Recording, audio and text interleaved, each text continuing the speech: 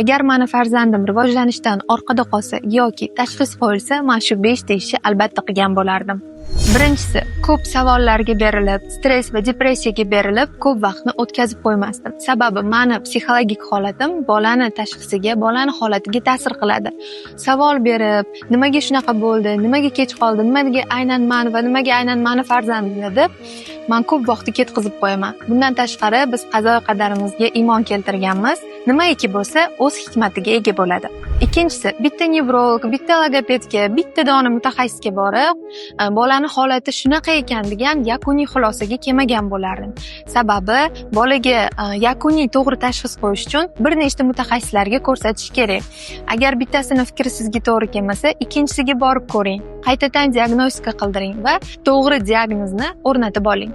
Albatta bolamni holatidan kelib chiqib, mutaxassislar bilan hamkorlikda ishlardim.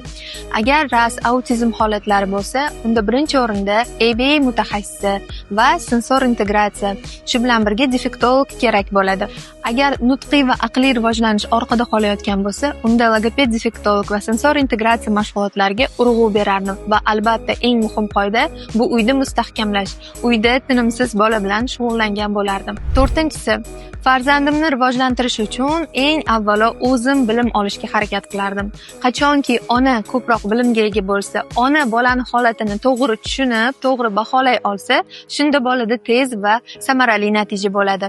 Bolamni tashxisidan kelib chiqib, aynan shu yo'nalishda bilimlar olardim va uyda ko'proq shug'ullanishga harakat qilardim. Va 5-chisini izohlarda yozib qoldiring. Agar sizni farzandingiz tashxisli bo'lsa yoki tengdoshlardan orqada qolsa, siz nima qilgan bo'lar edingiz yoki nima qildingiz va bolada yaxshi natijalar bo'ldi. Men uchun har bittanglarning fikringiz muhim. Izohlarda yozib qoldiringlar.